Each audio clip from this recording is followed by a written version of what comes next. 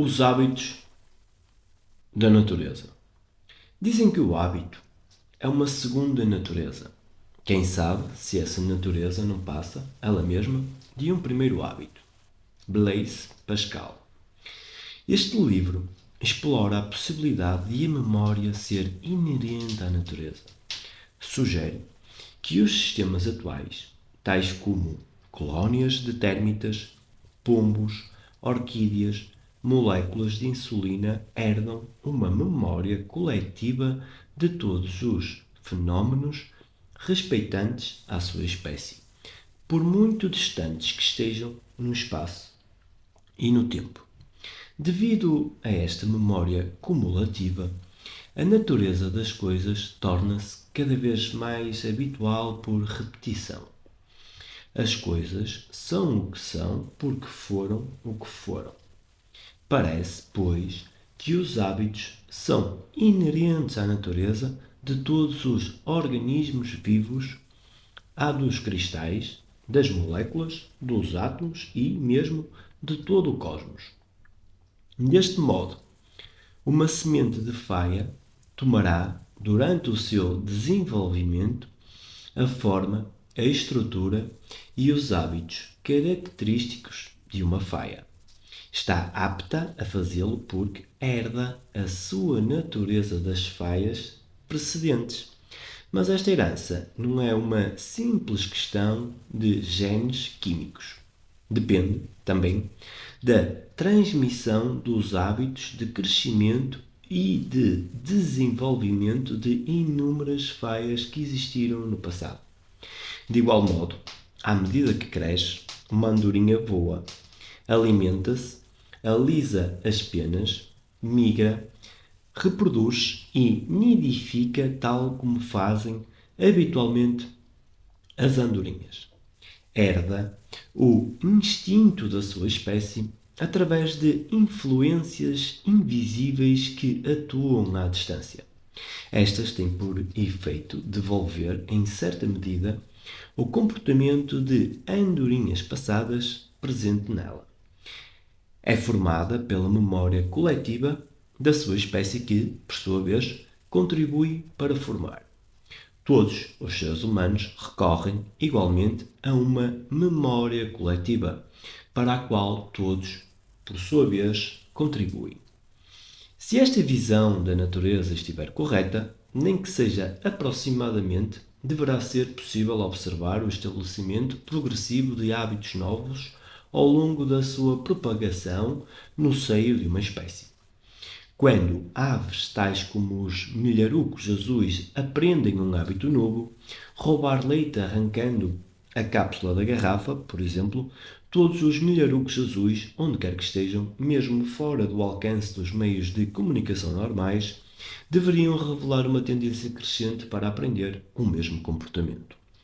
Quando as pessoas aprendem algo novo, o windsurf, por exemplo, a sua aprendizagem deveria ser cada vez mais fácil com o tempo, pela simples razão de que um número importante de indivíduos já o aprendeu. Quando os cristais de uma substância química recentemente sintetizada, por exemplo, um tipo novo de medicamento, surgem pela primeira vez, não têm precedentes exatos, mas, à medida que o mesmo composto é cristalizado uma e outra vez, os cristais deveriam tender para se formar mais rapidamente em todo o mundo só porque já se formaram noutro sítio. Tal como esta herança de hábitos pode depender de influências diretas de fenómenos semelhantes anteriores, a memória de organismos individuais pode depender de influências diretas do seu próprio passado. Se a memória é inerente à natureza das coisas, a herança de hábitos coletivos e o desenvolvimento de hábitos individuais, o desenvolvimento da segunda natureza do indivíduo, podem considerar-se como aspectos diferentes do mesmo processo fundamental. O processo pelo qual o passado se torna, num certo sentido, presente com base na similaridade.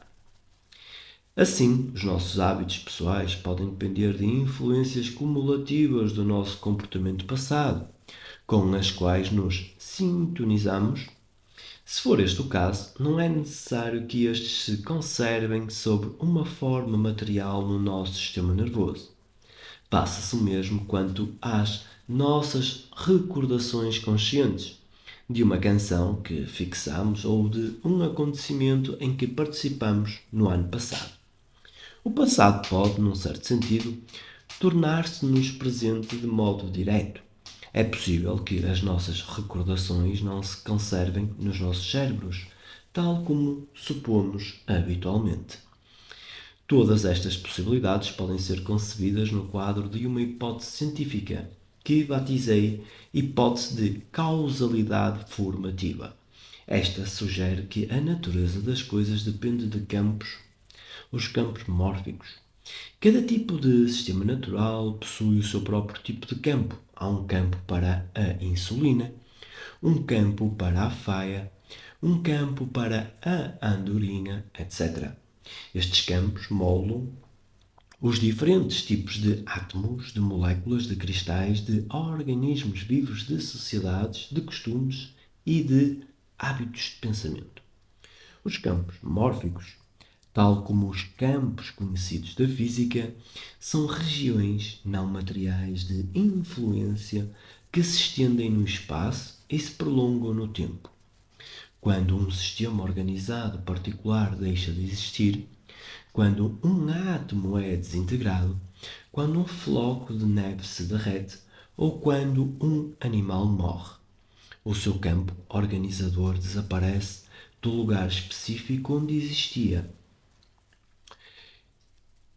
existiu o sistema. Mas, num outro sentido, os campos mórficos não desaparecem. São padrões de influência organizadores potenciais, suscetíveis de se manifestarem fisicamente de novo, noutros tempos, noutros lugares, por todo o lado, onde e sempre que as condições físicas forem apropriadas. Quando é este o caso, encerram uma memória das suas existências físicas anteriores.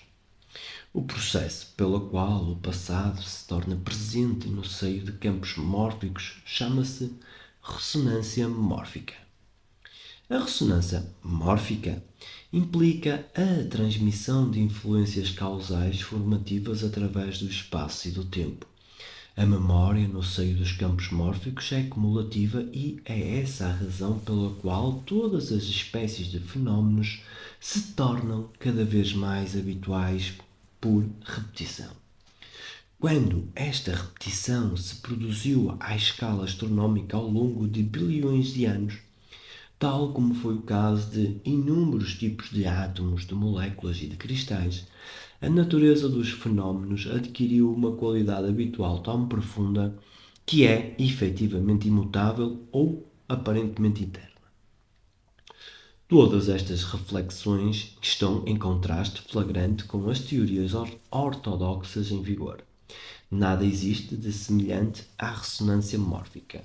No âmbito da física, da química ou da biologia contemporâneas, os cientistas, em geral, têm tendência para considerar os campos conhecidos da física como governados por leis naturais e eternas.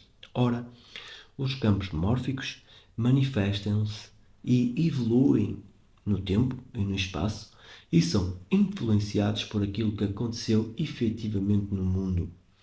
Os campos mórficos são encarados num espírito evolucionista, o que não é o caso dos campos conhecidos da física, ou pelo menos não era o caso até há pouco tempo. Até aos anos 60, os físicos, na sua maioria, acreditaram que o universo era eterno. O universo, mas também as propriedades da matéria e dos campos, assim eram as leis naturais.